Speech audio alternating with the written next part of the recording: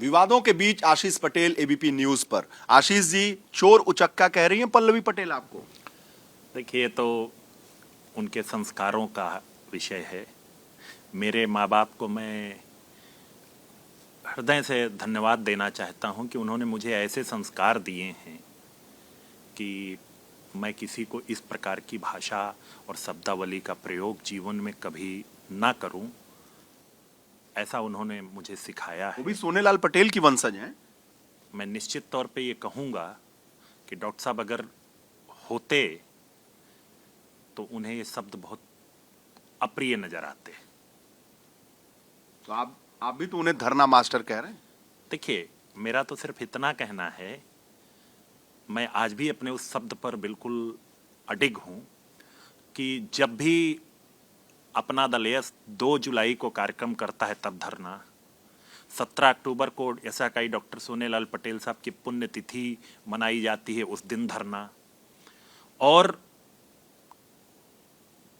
बाकी चाबी भर करके कुछ, मैंने आपको कल भी एक बात कही थी कि जितनी चाबी भरी राम ने उतना चला खिलौना वाले लोग जो होते हैं, अगर वो चाबी भरने से धरने पे बैठते हैं तो निश्चित तौर पे उन्हें धरना मास्टर कहा जाएगा।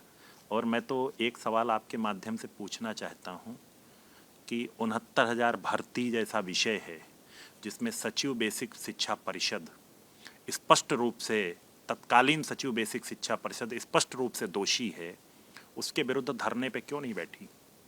कहाँ से दबाव था कि उसके विरुद्ध धरने पर नहीं बैठना है? कौन चाबी दे रहा है उनको? ये तो आपको पता करना चाहिए। नहीं, आपको भी पता होगा, आप मंत्री हैं। देखिए, मुझे तो सब कुछ पता है और मुझे नहीं भी पता है, मैं तो दोनों चीजें कहूंगा। लेकिन मुझे इतना जरूर पता है कि वो जितनी चाबी भरी जाती है उतना चलती है। किसी के हाथ खेल रही हैं। 1000%। इसमें मुझे किसी प्रकार का भ्रम नहीं है, क्योंकि जो एजेंडा बेस्ड लोग होते हैं उनको हित नहीं दिखता है। मेरी गलती है, मैंने 14 में से 7 इंजीनियरिंग कॉलेज के डायरेक्टर वंचित वर्ग से बनाए। 3 यूनिवर्सिटी हैं, 3 में से 2 यूनिवर्सिटी के वीसी जो हैं वंचित वर्ग से बनाए। ये सब नहीं देख रही ना, वो तो कह रही हैं कि भ्रष्टाचार के आरोपी हैं, बर्खास्त कर दो आशीष पटेल को। मेरा तो बड़ा स्पष्ट मत है कि मैंने तो एक कदम आगे बढ़ करके कहा ना माननीय मुख्यमंत्री जी से कि सीबीआई की जांच करा लें। उससे बड़ी कोई एजेंसी नहीं है, तो सीबीआई जांच कराएं आगे बढ़ करके। मैं तो एक कदम और आगे बढ़ करके कह रहा हूं, मेरे सारे कार्यों का मंत्री के रूप में 25 मार्च 2022 से जब से शपथ ली है उसके बाद से जितने भी निर्णय लिए गए सबकी सीबीआई जांच होनी चाहिए। तो साजिश और षड्यंत्र मानते हैं आप? इसमें कोई आपको भ्रम है?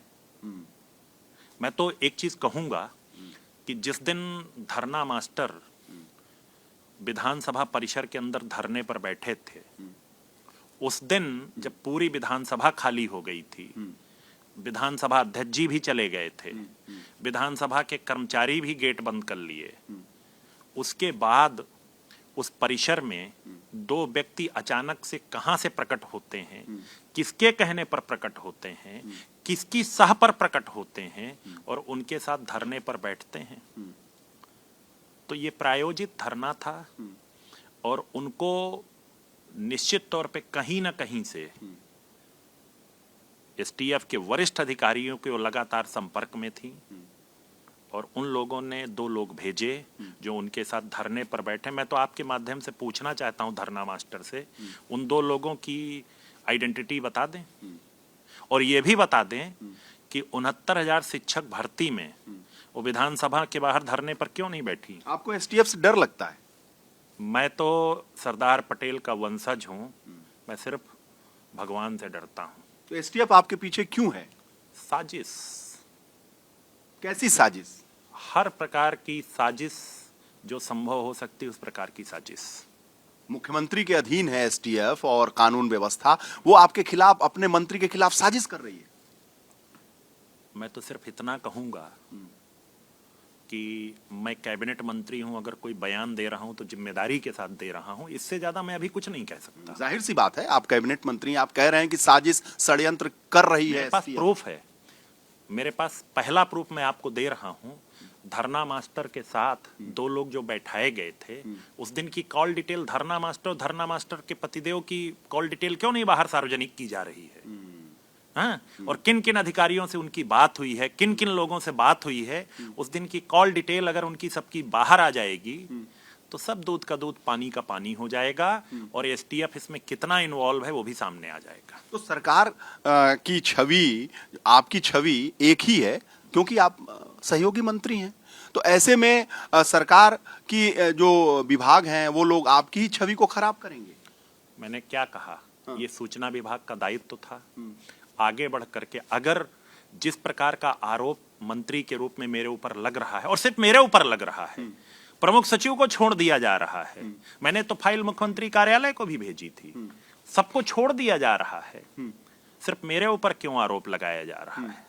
ये सोची समझी साजिश है और सूचना विभाग को इसमें आगे बढ़ करके स्पष्टीकरण देना चाहिए। या तो मैंने गलत किया है, उस डीपीसी को जिसको प्रमुख सचिव श्री एम देवराज जी ने किया और उसका अनुमोदन मैंने दे करके गलती की है तो वो भी स्पष्टीकरण देना चाहिए, अथवा मैंने गलत नहीं किया तो वो भी स्पष्टीकरण देना चाहिए। सूचना विभाग ने चुप्पी क्यों साध रखी है?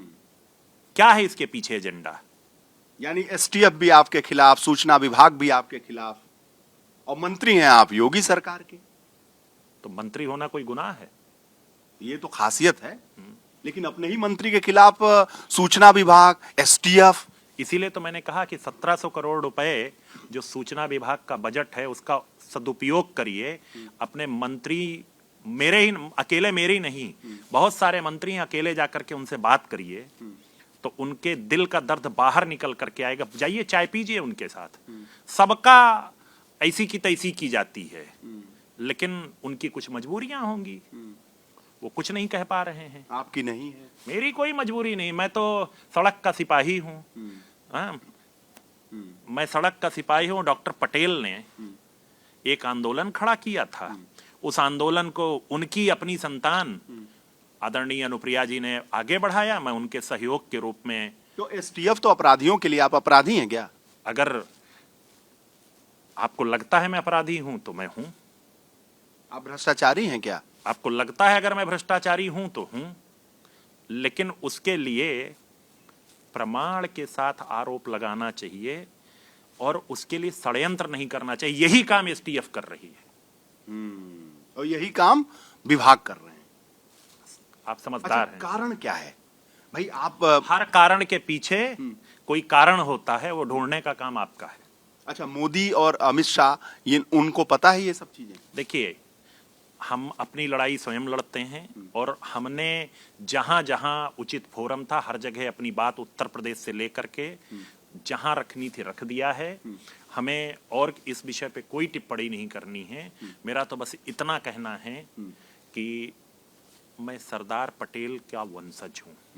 सरदार पटेल झुके नहीं, उन्होंने पूरे देश को एकता में बांधने का काम किया है। वही काम मुझे करना है और निश्चित तौर पे मैं बताऊं, दलित पिछड़े वर्गों की लड़ाई इतनी आसान नहीं है।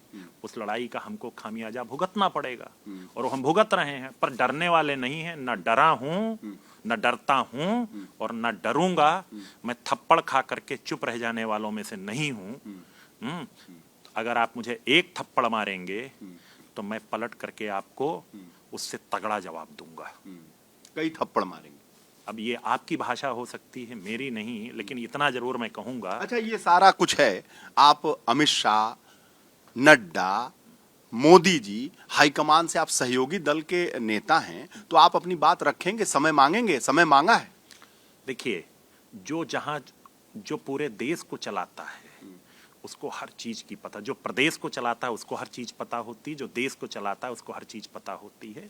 उचित समय पर उचित बात रखी जाएगी।